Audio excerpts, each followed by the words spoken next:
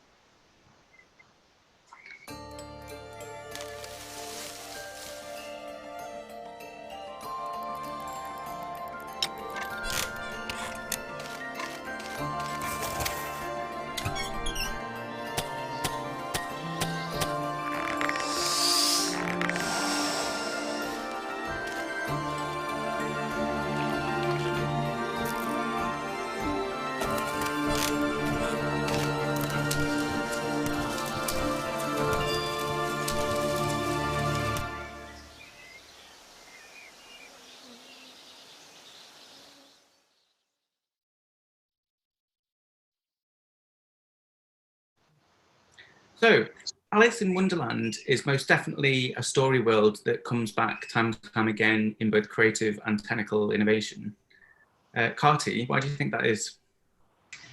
Well, firstly, just to give a bit of context to that, Toby, back in the 60s, I think it was Ivan Sutherland, when he was talking, the computer scientist, when he was talking about what became a blueprint for VR. Back then, he was talking about this imagining of other worlds and how technology can create other worlds. And he used Wonderland as the sort of paradigm to help explain that. And I think it's just been a really useful way to frame what technology can do, what it can achieve, how it can create other worlds. And I think you can see with any sort of change and advancement in technology, you can see Wonderland being used as the vehicle by which we explain what that might look like, how it might feel to be in other worlds. And that's something we've tried to draw on for our new exhibition, Alice, Curiouser and Curiouser, which is opening at the V&A when we open our doors in May, which I hope you'll all be able to attend.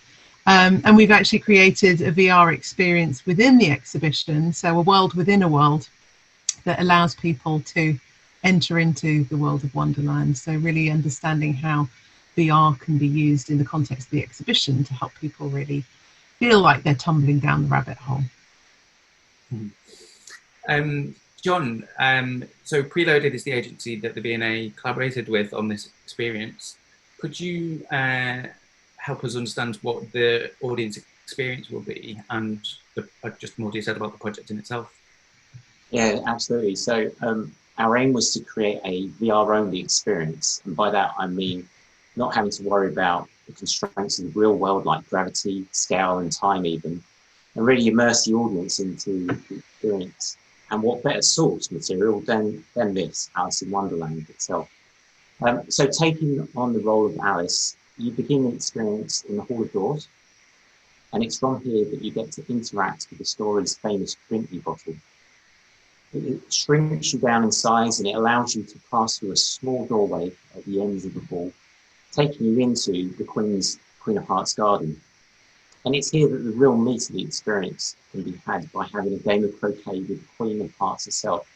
It's a game of skill, and it's tied thematically into the concept of the final authority, and it's in direct reference to chapter 18 in Alice in Wonderland book. So you're placed in this lush garden. It's a rich environment with pink flamingos walking around and across the croquet lawn, and playing cards marching about the place. In front of you is a basket with hedgehogs that can be picked up and thrown through the hoops of cards. The experience progresses as you score points, and in doing so, you're gradually angering the queen, and it results in a cry of "off with her head," and a house of cards is built up around you, and you, as Alice, have to break out of this house of cards by growing in size after eating a mushroom. And the experience ends with a final lingering quote of "you're nothing but a pack of cards." Now, the whole experience is wrapped in a wonderful commissioned piece of musical score. We have voice acting for the characters that you meet, and we've used the rich, detailed work of Christiana Williams' illustration work, transforming it from that 2D medium into this 3D VR world.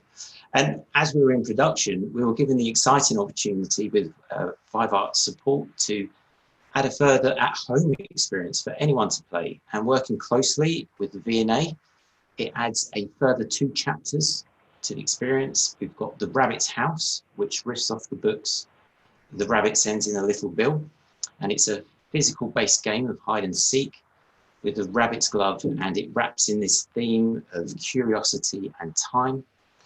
And the other being an encounter with the caterpillar, which is more of a mental-based activity as you solve riddles by combining multiple objects with the themes of introspection, change, and identity. That's a whistle-stop overview of the VR experiences that we've been creating for the exhibition, and what an adventure and joy it was to work on. And how long is the audience experience itself? Like how, or is that, is that determined by how active the person is? Yeah, so it's about 5 to 6 minutes long in length. And I mean, that is one of the considerations when you're building an experience for exhibition space. You've got things like dwell time. So as you're designing that experience, you need to be thinking about how you can progress the user on naturally. So we use things like timers to help move the viewer through the experience. And understandably, the at-home version doesn't have that kind of set of timers to it. Sure. So this is a question for everyone, but I'd just like to come back to John first of all, which is, what are the constraints and opportunities in presenting work in this way? So the type of work that you're making in a setting like the V&A? Yeah, so I mean, one of the opportunities is bringing this technology to a much wider audience. So, you know, you can think about the age range of people that are going through the exhibition. It may be the first time that they've ever experienced VR, and that's super exciting. And with that in mind, you have to think about what the experience is, the comfort level. We use these principles of low threshold, so it's got to be understandable, diegetic, you know, not too much kind of UI text trying to explain things, but it feels very natural. Mm-hmm. And then this other principle of wide walls and high ceilings. So emergent behaviors, for example, I can reach out and touch a pink flamingo and it reacts to me. Or I might pick up the paintbrush and start painting flowers, and there's those surprise and delight moments. And as we've already mentioned, it's things like dwell time and on rails and times, etc. I think for us, we have a section in the exhibition around being Alice, and for us, VR presented this amazing opportunity to actually feel like you're in Alice's shoes. And there's this really visceral feeling of tumbling down the rabbit hole as you enter into the experience, and playing also with the sense of scale, which obviously is, as everyone knows, used to great effect within the book itself, but actually helping people understand what that might feel like when you're in Alice's shoes, and also to have that agency, as John says, to be able to poke flamingos and throw hedgehogs. There aren't many technologies that can really give you that sense of being there and experiencing what this weird and wonderful world of Wonderland might be like. So for us, that was absolutely the biggest opportunity.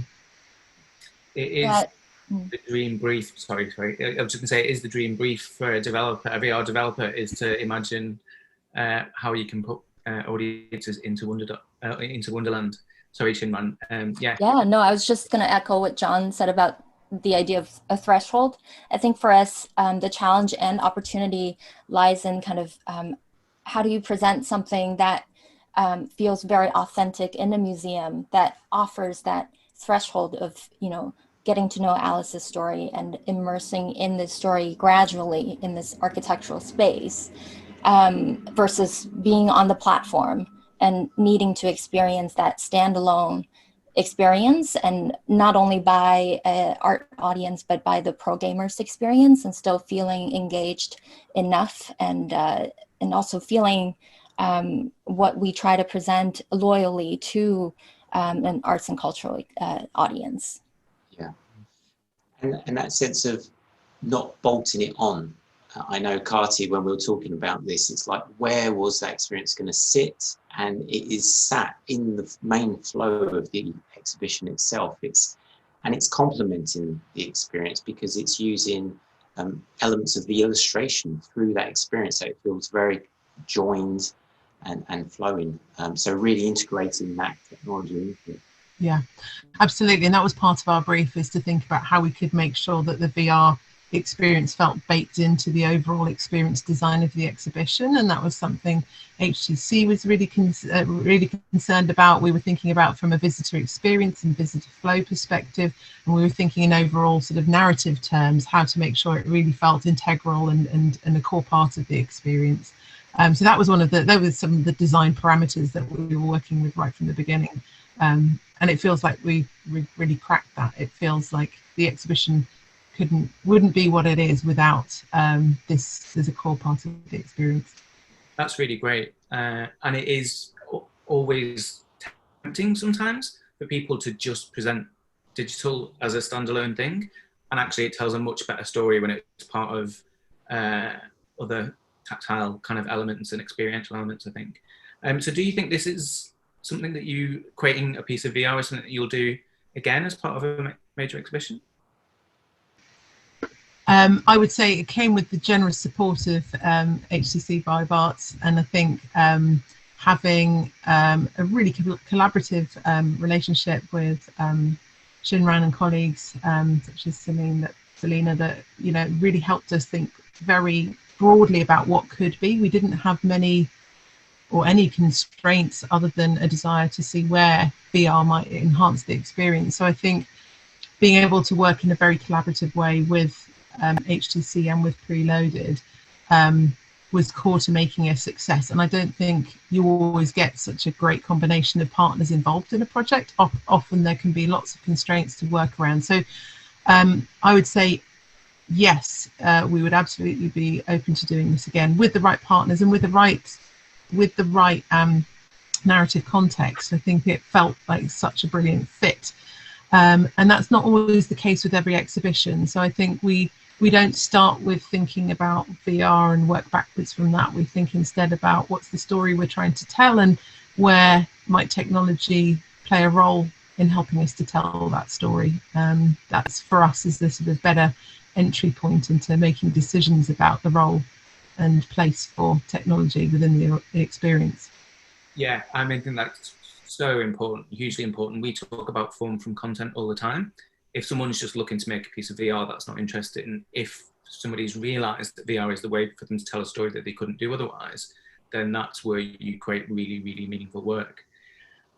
We've got about 10 minutes left, and we're going to leave a few minutes for questions from the audience. So if anybody does have questions in the audience, then please feel free to put them in the chat and we'll come to them at the end. It is rather difficult to ignore the 12 months that we've just had, and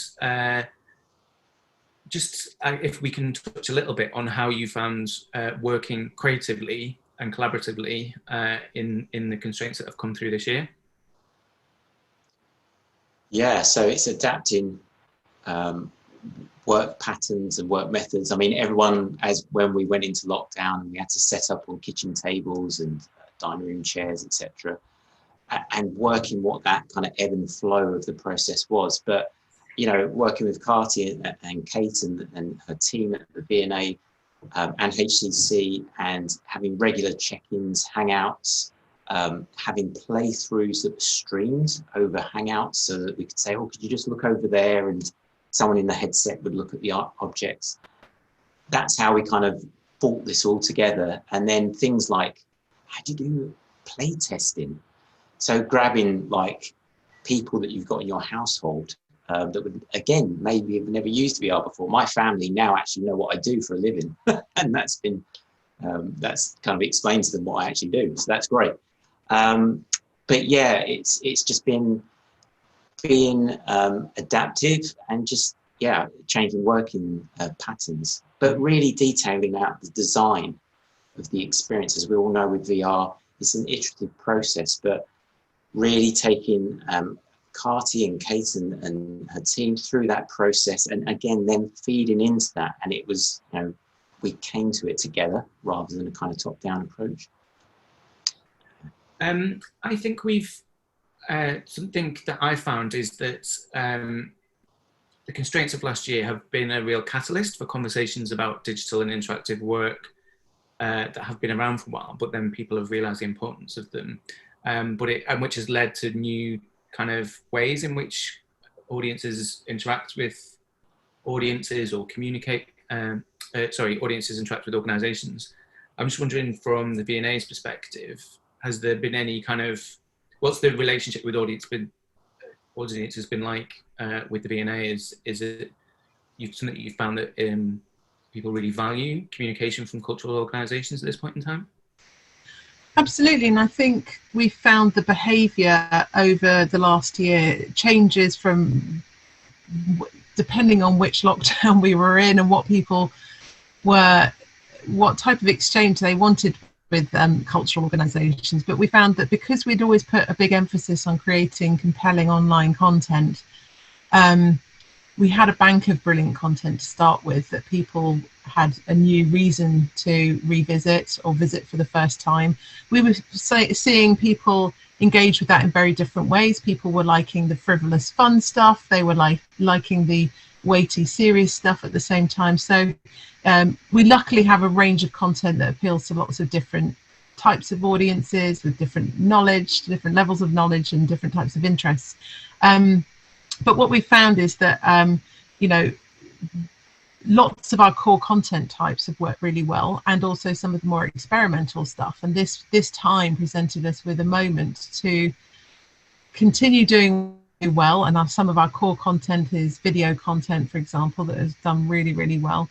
But also think about more online interactive content. So, for example, we did some online interactives around our Raphael cartoons, and people absolutely loved that. We probably put more emphasis on that than we might have done in the past. So it was a chance to do some experimentation, but also to remember to stick to what we're really good at, and to produce compelling film content, because after all, that's the most sort of universally accessible form of content that we can produce, and it's important for us to make sure we're keeping as widely accessible as possible, especially at a time like this.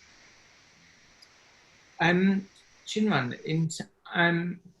I've always been of the opinion that culture has quite a significant role in pushing technical innovation forward. But I think that's a reciprocal relationship, and I think technology has got a role in pushing culture forward as well. I'd like to kind of finish before we go to audience questions, just to get your thoughts on that, and also explaining why HTC Arts exists in an ecosystem that it needn't. You know, you've obviously made a bold decision to have that involvement in culture, which is a great one, and just to know where that came from within the organization. Yeah, I think that's such an important question, because when we think about our collective future, it would be quite disappointing if it's a technology saturated world without art, or art experiences without technology, which makes up a lot of the everyday reality that we live in. And I think for us, it's always important when we think about partnerships between art and tech, it can't stay on the level of museums needing funding or tech companies needing PR. And, you know, as we work with leading museums such as the V&A, I think we're all actively thinking about how to bring strategic value to both sides that's important to each other's future, both respectively and collectively, and about bridging the values and learning from each other about these different definitions of innovation that is, you know, really important for us to understand from each other's point of view and learn from each other.